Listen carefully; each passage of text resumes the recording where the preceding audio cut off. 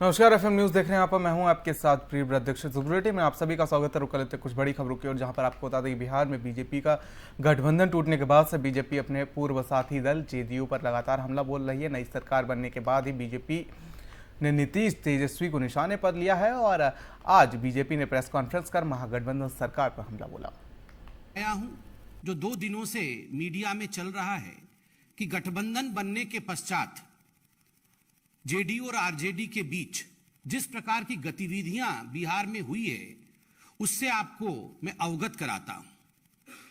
आप देख सकते हैं कि 10 अगस्त को, क्योंकि आप सब जर्नलिस्ट मौजूद हैं, आपके ही साथी और हमारे जानकार जर्नलिस्ट गोकुल यादव जो प्रभात खबर के थे, किस प्रकार से उन्हें जमुई में गोली मार करके उनकी हत्या कर दी गई। 11 अगस्त को ठीक उसी प्रकार एक और पत्रकार की गोपालगंज में हत्या कर दी गई और 11 ही अगस्त को बेतिया के रुदल प्रसाद बरनवाल जी, जो कि एक पुजारी थे राम जानकी मंदिर के, किस प्रकार से गला काट करके, गला रेत करके उन्हें मार दिया गया और उनका जो कटा हुआ गला था वो कहीं और मिला। 11 अगस्त को किस प्रकार पटना टोयोटा कार शोरूम में एक बहुत बड़ी लूट की खबर हुई, यह भी आप जानते हैं। और 11 ही अगस्त को किस प्रकार छपरा में जहरीली शराब के सेवन के कारण 6 लोग मृत्यु को प्राप्त हुए।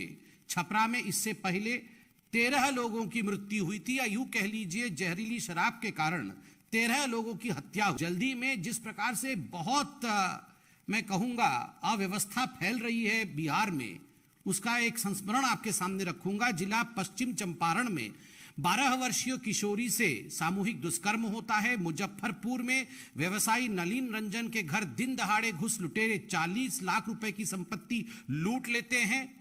नरकटियागंज में नाबालिग से सामूहिक दुष्कर्म होता है। जमुई में प्रभात खबर के गोकुल यादव जी के विषय में मैंने आपको बताया। नदवा में किस प्रकार पटना के बाकरगंज निवासी निशांत कुमार वर्मा का नदवा स्थित आभूषण दुकान पर शटर उखाड़ करके 6 लाख की चोरी की जाती है। यह भी टीवी और पत्रकारिता के माध्यम से हमें खबर मिला है। बाढ़ जिला में बाढ़ थाना क्षेत्र के LIC मोड़ के पास मुहर्रम जुलूस के दौरान जिस प्रकार 2 समुदायों में लड़ाई होती है, यह भी हमने देखा कि वहां पुलिस नदारद थी। ठीक उसी प्रकार पटना सिटी में द जंगल राज रिटर्न्स, जिस जंगल राज के विषय में आप सब ने भारतवर्ष को समय समय पर अवगत कराया था, और किस प्रकार से जब भारतीय जनता पार्टी अपने शासनकाल में रही तो गृह विभाग भी हमारे पास नहीं था, एक्साइज डिपार्टमेंट भी हमारे पास नहीं था, ये विभाग भी हमारे पास नहीं होने के बावजूद हमारे दबाव के कारण जिस प्रकार से एक माहौल बिहार में रहता था कि हत्या, लूट, डकैती, इसके ऊपर अंकुश रहती थी, आज बिहार में जंगल राज रिटर्न्स है। कई मंत्रियों ने इसे ट्वीट किया है, कई जनता ने भी ट्वीट किया है। बिहार के तेजस्वी यादव जी का एक साक्षात्कार है, उसका वीडियो है, जिसमें उनसे 10 लाख नौकरी के विषय में 2020 में उन्होंने कहा था कि हम आएंगे तो 10 लाख नौकरी देंगे। जब उनसे 2-3 दिन पहले पूछा गया कि अब तो आप आ गए हैं तो 10 लाख नौकरी का क्या होगा, तो वो कहते हुए नजर आते हैं कि देखिए अभी तो हम मुख्यमंत्री नहीं बने, हमने कहा था कि हम मुख्यमंत्री बनेंगे तब नौकरी देंगे। बड़े दुख के साथ कहना पड़ रहा है कि ये जो मैं की कहानी है, मैं बनूंगा तभी होगा, हमसे कुछ नहीं होगा, ये हमको छोड़ करके मैं पे चले गए हैं। इसी परिवारवाद के खिलाफ भारतीय जनता पार्टी सतत लड़ती रही है और आगे भी लड़ाया हूं। तो वहीं बिहार के सीएम नीतीश कुमार ने पीएम पद के उम्मीदवारी को लेकर भी बयान दिया है। उन्होंने 10 लाख नौकरी देने की बात भी कही है। सुनिए सीएम नीतीश ने क्या कुछ कहा। देखिए भाई, एक बात हम हाथ जोड़ कर कहते हैं, वो सब मेरे मन में कोई बात नहीं। जो कहता रहे, हमारे नजदीक भी कह देता, हम प्रणाम करते, छोड़ो ना भाई। हमारा काम है सबका काम करना, और हम कोशिश करेंगे कि सभी दल मिल करके एक साथ चलें। विपक्ष वाले तो बहुत अच्छा होगा, एक साथ मिल करके रहेंगे तो लोगों की समस्याओं के लिए बात करेंगे और समाज में अच्छा वातावरण रहे, इसके लिए सब मिल करके कोशिश करेंगे। ठीक ही है, तो हम लोग तो ट्राई कर ही रहे हैं, पूरा करेंगे ट्राई और मिलेंगे। बिहार में जो पहले से जो कुछ भी है यहाँ आप जानते हैं, 7 निश्चय जो किया हम लोगों ने किया, जो तय किया हम लोगों ने 15-16 में, और उसके अलावे सारा काम किया। उसके बाद भी उसी को आगे उसका सेकंड फेज भी हमने 7 में से 2 का, ये सब तो करना ही है। और उसमें भी हम कहें कि अधिक से अधिक रोजगार मिले, तो ठीक बोल रहा है, ये कहना ठीक है, उसके लिए पूरा का पूरा प्रयास किया जाएगा।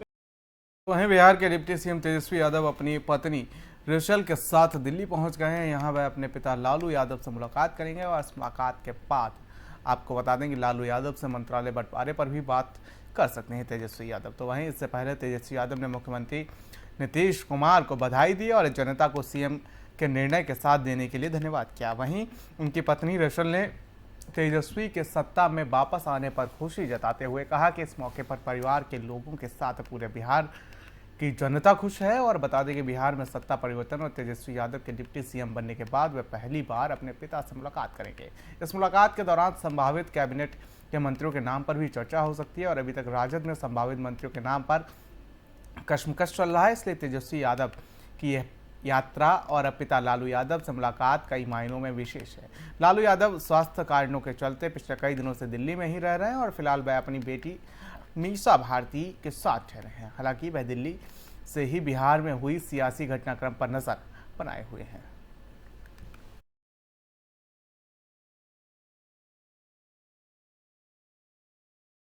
तो वहीं बिहार में महागठबंधन की सरकार में कांग्रेस ने नया पेंच फंसा दिया है।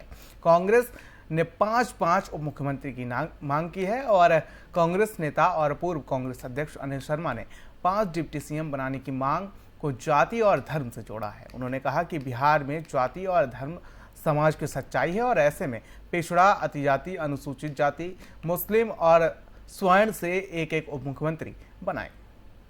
बिहार में श्री नीतीश कुमार के नेतृत्व में महागठबंधन की सरकार बनने पर मुझे अपार खुशी हो रही है और नीतीश कुमार जी को 8वीं बार मुख्यमंत्री बनने के लिए हम हृदय से बधाई देते हैं। साथ ही साथ यह निवेदन करते हैं नीतीश कुमार जी से कि जो जाति और धर्म ये समाज की सच्चाई है, इसके मद्देनजर अगर अपने साथ वो 5 डिप्टी सीएम का पद सृजित करके शपथ दिलाएं तो महागठबंधन को ज्यादा ताकत मिलेगी। एक पिछड़े वर्ग से, एक अति पिछड़े वर्ग से, एक अनुसूचित जाति से, एक अल्पसंख्यक मुस्लिम समुदाय से और एक सवर्ण जाति से किसी को डिप्टी सीएम बनाए तो निश्चित रूप से हम कह सकते हैं कि आगे आने वाले 2024 से नहीं 2025 के चुनाव में भी भाजपा का सूपड़ा साफ होगा और भारतीय जनता पार्टी की कोई हैसियत नहीं रह जाएगी सूबे बिहार में।